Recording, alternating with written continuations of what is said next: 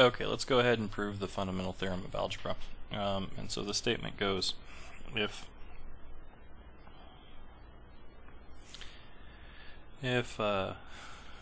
p of x, which we're going to say is equal to the sum from n equals 0, let's go with k equals 0 to n a sub k x to the k, is a polynomial with complex coefficients, then there is some number z in the complex plane with p of z equal to 0. Okay, so every polynomial has a root, at least one root in the complex plane. And that's as long as n is bigger than 1, right? N is bigger than or equal to 1. If you have a constant polynomial, it doesn't have to have a 0. Okay, so let me sort of outline what's going to happen in the proof, and we're going to take this polynomial, and it lives in the complex plane. So there's sort of this sheet above the complex plane that's also complex valued, and for each value in the complex plane I get an or a p of z value. So this is z, this is p of z above it, right? Or below it. It might cross through the base plane. Complex plane is kind of four-dimensional, so I can't very well draw a picture of this. But what I can do is I can translate this. Instead of p of z, I'm going to take the absolute value of p of z, and that's what's going to be on this plane. And then I can take sort of the two-dimensional complex plane, and the distance up here is going to be the absolute value of p of z instead. And if the absolute value of p of z is 0, then p of z is 0. So I'm going to show that there is a 0 for the absolute value function, or the magnitude function, modulus function.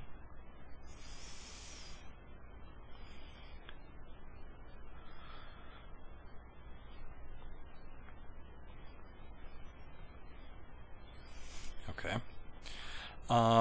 And what we'll first do is show that outside of some region, so here's the complex plane again, here's the origin, I can draw a big enough circle that outside there the absolute value of p of z goes up off to infinity outside that circle. Okay. And then we'll take that circle, and that'll be a compact domain.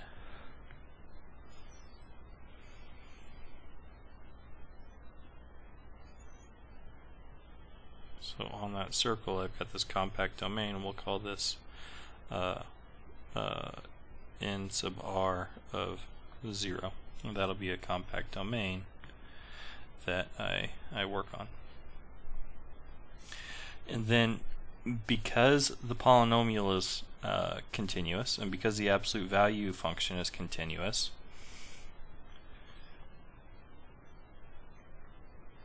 it would make the absolute value of the polynomial continuous.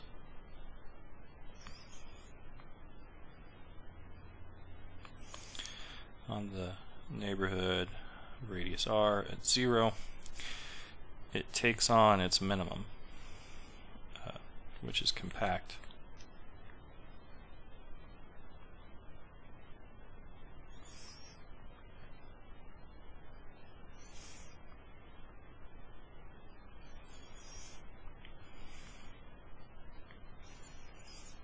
Okay, that doesn't say that it has a unique minimum there, but there is some point where it's a minimum, and we'll say z naught causes p of z to be the smallest.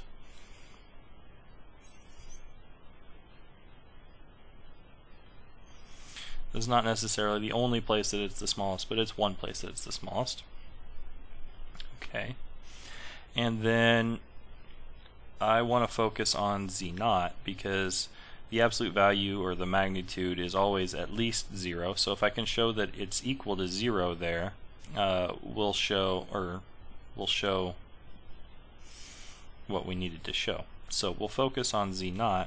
So we're going to translate as in like a graphed shift. We're going to shift the polynomial to be sort of centered at z0.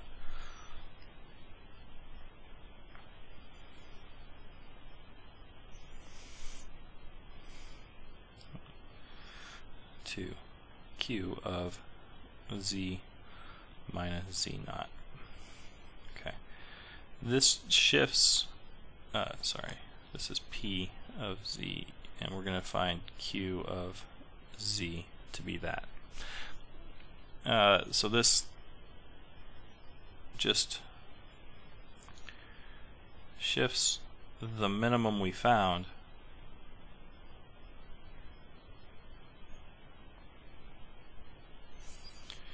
from z0 to 0, right? So let me kind of draw a picture in 2 dimensions. We found this minimum at z0, and this was f of x. If I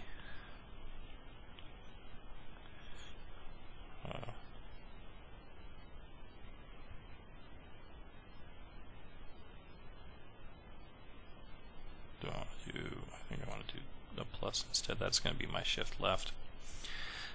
So if I want to go over to here and get this polynomial instead, this is going to be f of x plus c. Call that z0.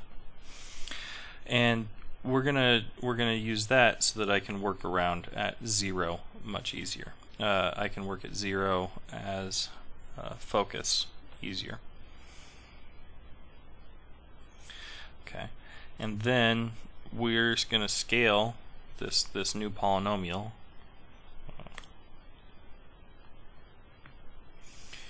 So we're going to take q of z, which has a minimum at 0.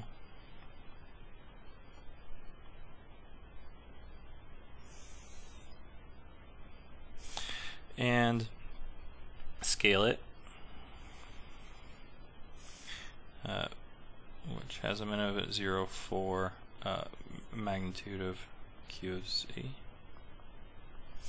Scale it, say, so we take q of z over q of 0. And we'll call that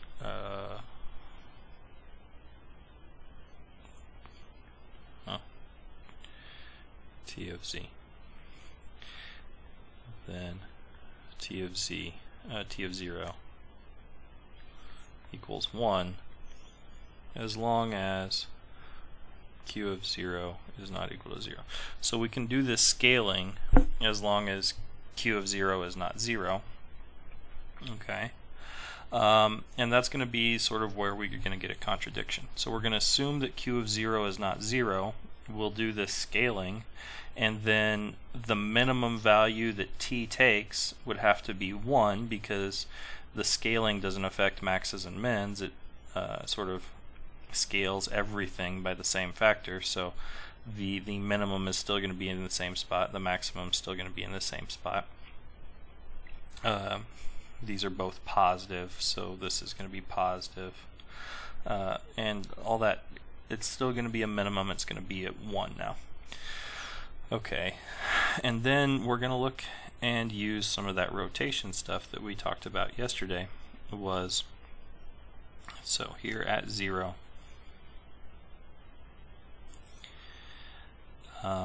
let's draw the little unit circle, or maybe smaller depending on how big that r was that we found earlier. But if the minimum here is at 1, I've sort of got this.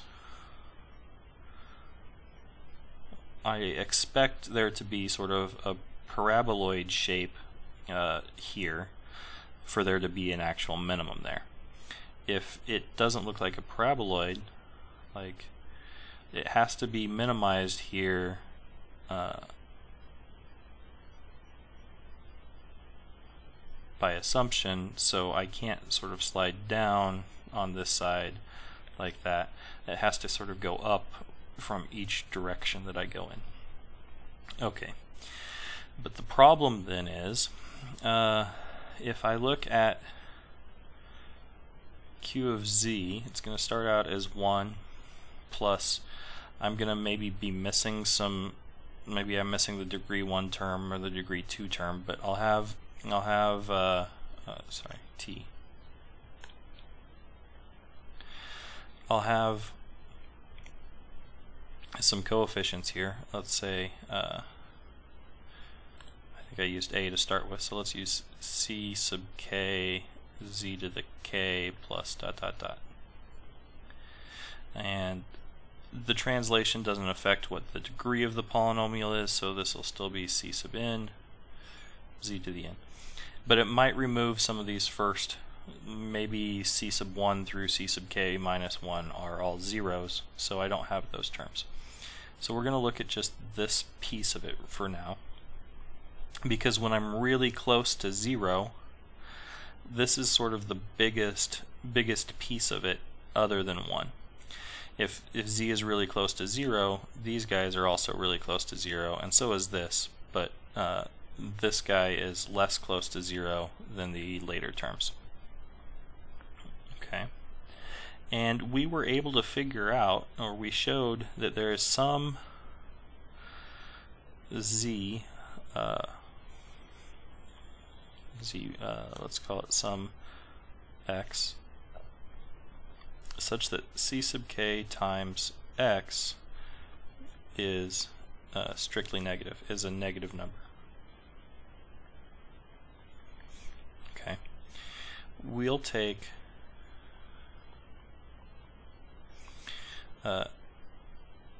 z sub k equal to x and find some root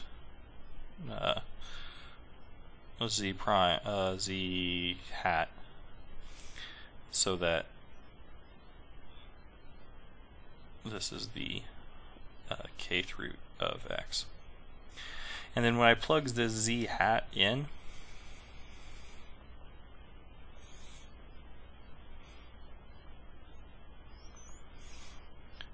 I get that I've got 1 minus something plus this other stuff.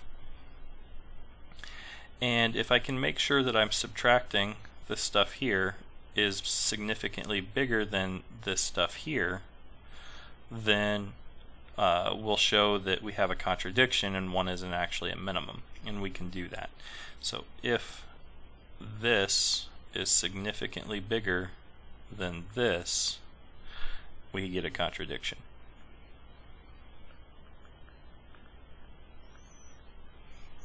Okay, so what we're going to do is we're going to kind of draw, using the argument, we're going to kind of draw lines through 0. And we're going to find the line through 0 that matches up with the argument of c to make these things real, right? If c is r sub c times e to the I theta, to make this real, what I want is I want the argument of z sub k to be some radius. I don't care what the radius is or the real part is, but I want the imaginary parts to match up so that I'm getting a real number. So I want this to be a minus theta here. So if we take z to have argument negative theta over k,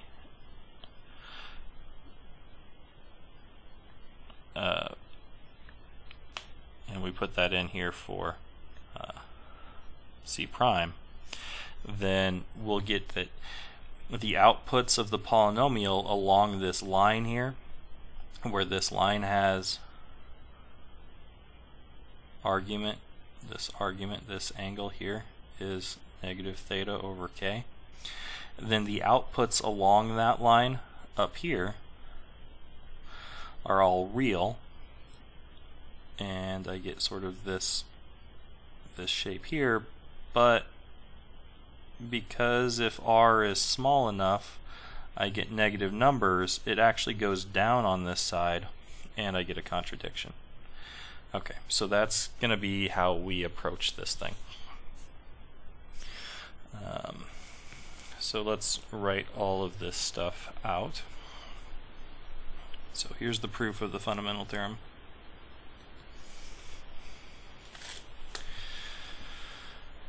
Okay. Let P of z equal the sum a sub k c to the k equals 0 to n be a polynomial.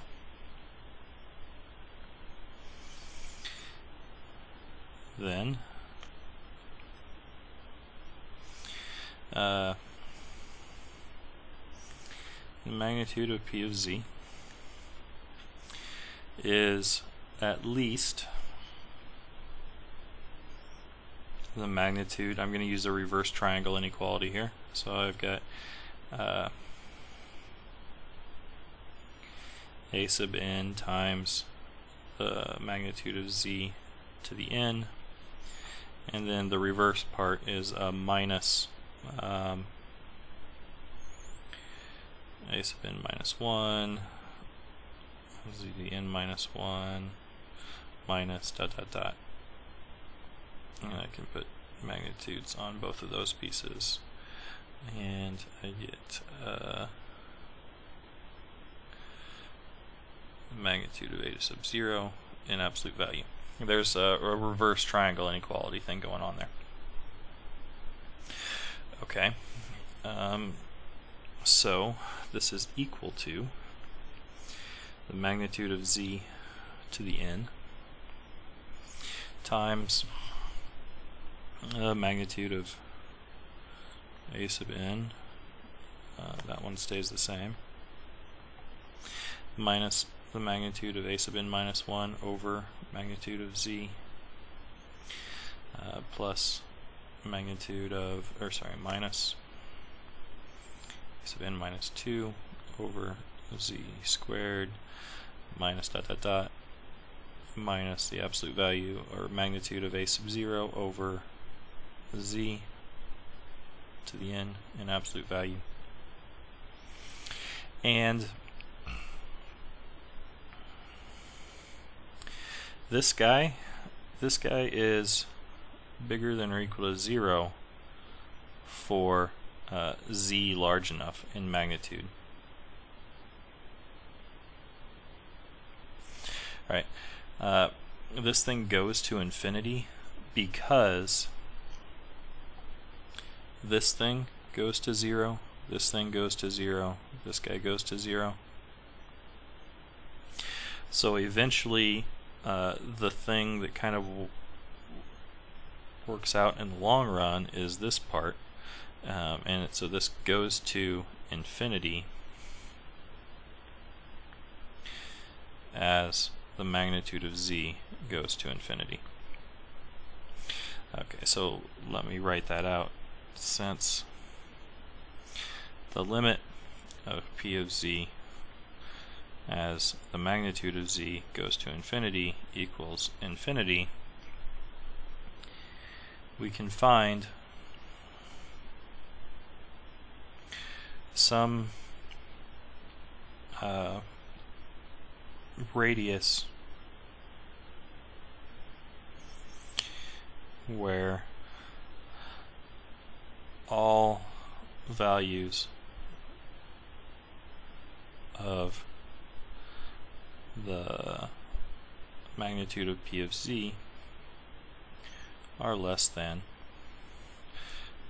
let's let's just say 2 times the infimum of the magnitude of P of z.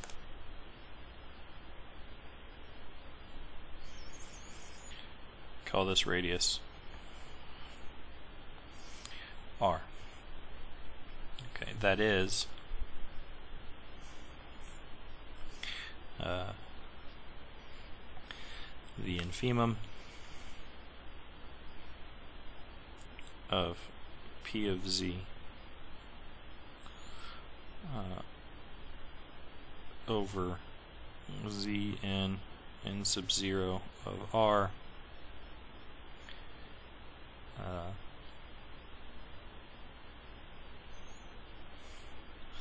equals mu, and the infimum over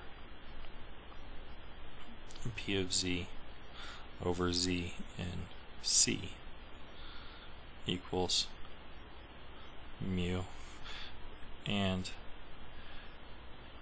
for z in let's do a closure there, z in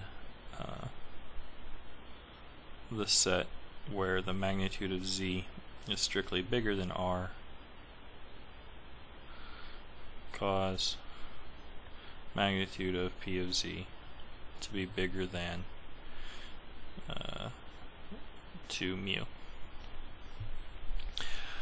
Okay, this just allows me to work with a compact space. Since N0R is closure is compact, it's closed and bounded. We didn't show that closed and bounded meant compact and complex numbers, but it also does. It's mostly the same proof as we used for the reals. The only difference is I'm working in 2 dimensions instead.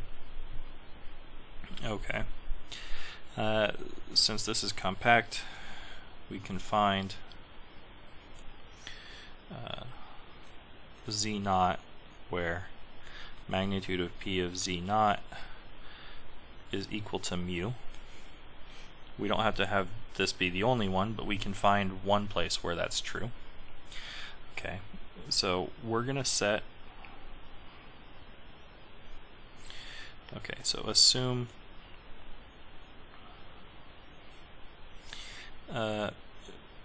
mu is not equal to 0. If mu is equal to 0, we're done. Assume mu is not equal to 0. So if mu equals 0, we're done. Then set q of z. I'm going to do the translation and the scaling all at the same time here. So this is going to be P of z plus z naught divided by P of z naught. That way, q of 0, if I plug 0 in here, I get 1. I get P of z naught divided by P of z naught. And it's also the minimum value. Then q of z has minimum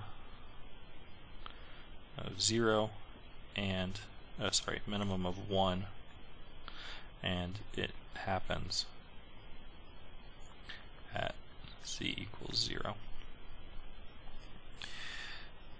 Write q of z equal to 1 plus b sub k c to the k plus some extra terms here, which are going to be the sum from I equals k plus 1 to n b sub I z to the I. So k could be 1, and I could have that the first non-zero coefficient is the first. It's a linear thing, but I've got 0 coefficients for the b sub 1 through b sub k minus 1.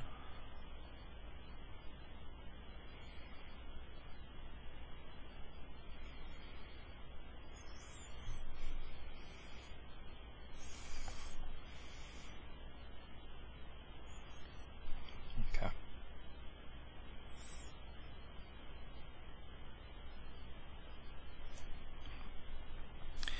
Now, if b sub k equals r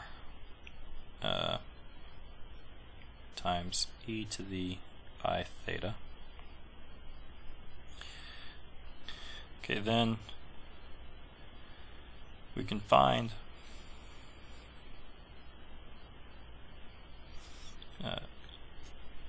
z hat and say it's going to equal some other radius, let's call it just the magnitude of z hat, times e to the I times pi over k minus theta over k. And I'm going to take that modulus to be unknown for now because I'm gonna make that small eventually. So b sub k times z hat to the k is going to equal whatever this r for the b is times the modulus of z hat to the k times e to the I theta plus k times I pi minus theta over k, that's pi over k, which is equal to r times the magnitude of z hat to the k, e to the I pi, which is exactly equal to negative r z hat to the k. So this is purely negative.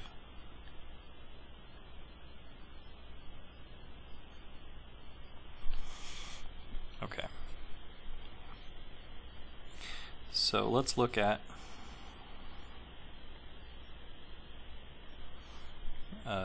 q of z hat now. Okay, this is going to equal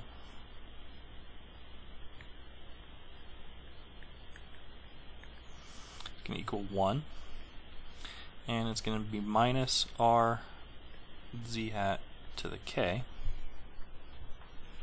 Okay, we did that, right? Okay, plus the sum from I equals k plus 1 to n b sub I z hat, not in magnitude,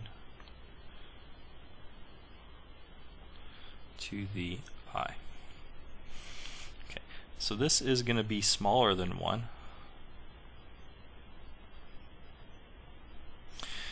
So if I can make this significantly small while maintaining this thing smaller than 1, we'll be good.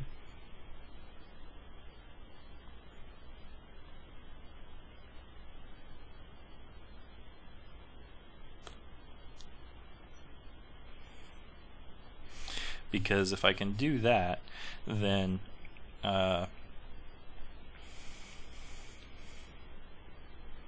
I've shown that the minimum doesn't actually happen at z naught. It happens over here at this z hat, or it doesn't happen at 0. It happens over here at this z hat.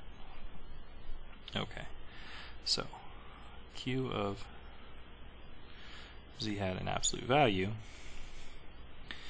is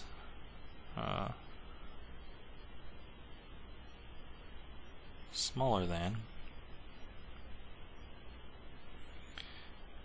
1 minus r z hat. I'll just use a triangle inequality here,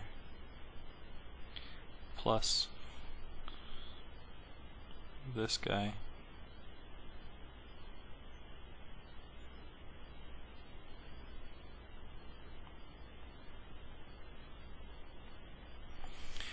right. Okay, and this is smaller than or equal to 1 minus r z hat plus I've got z hat to the I, the sum of bi's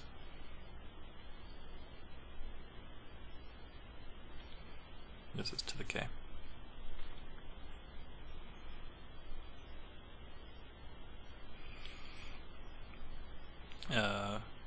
This would be for magnitude of z hat less than 1, because I'll just kind of ignore these other guys over here. So if I'm going to go for getting z hat to be small, I can ignore these pieces. And then this I need to show is small, so I'm just going to make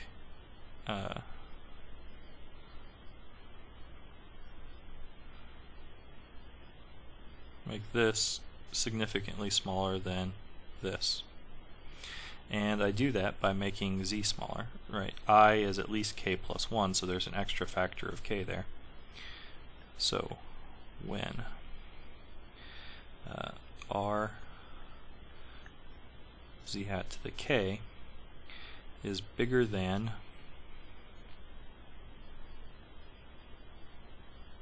z hat to the k plus 1 times this sum of coefficients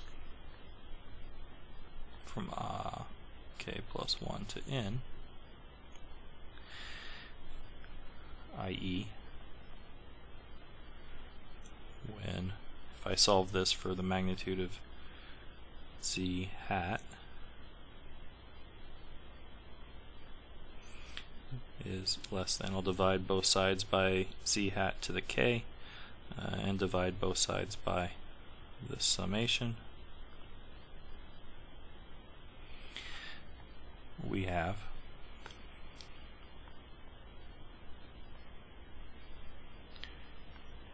q of z hat in magnitude is less than magnitude of 1 minus r z hat to the k.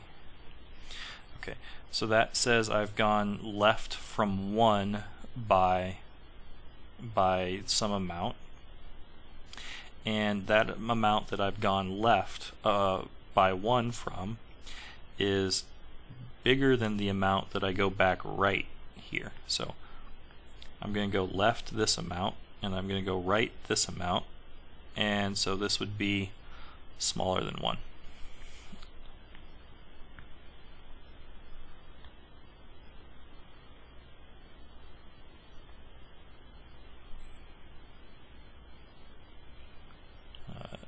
That is strictly less than 1, because we went left this way, and then we went right this way, and I went left farther than I went right, which is a contradiction.